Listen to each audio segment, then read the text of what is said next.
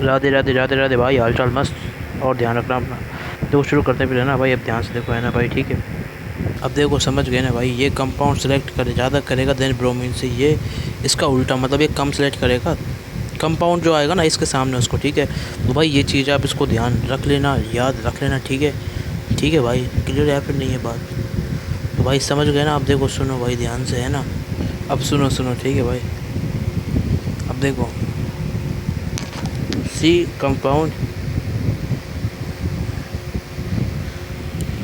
ये देखो, जब कंपाउंड है ना, सेलेक्ट है ना ज़्यादा, ज़्यादा मतलब मोर, कंपाउंड मोर स्टेबल देन किससे, मोर सेलेक्ट करेगा, कंपाउंड मोर सेलेक्ट करेगा।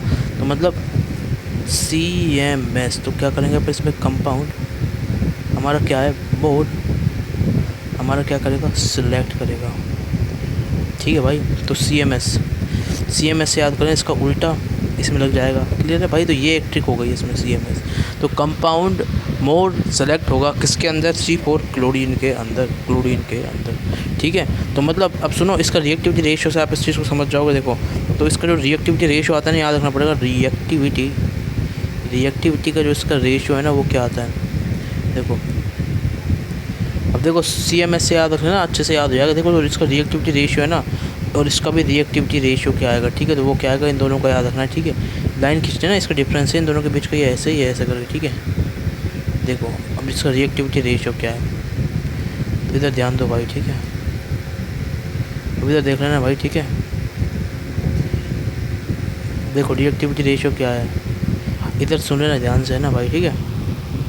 ठीक है, तो वो रेशियो क्या है हमारा, तो 1:3.8 रेशियो, 1:3.8 रेशियो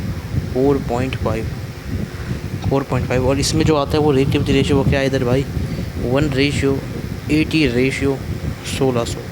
भाई यही रेशियो आता है, मैंने बता दिया भाई, यही है। अच्छे अच्छे कहीं भी देख लो, मॉड्यूल वगैरह, बुक वगैरह कुछ भी पढ़ लो, रेशियो आता है भाई यही, ठीक है। अच्छे अच्छे कोचिंग में चार देख लो, NCERT मैच करा लो, यही रेशियो आता है, ठीक है भाई।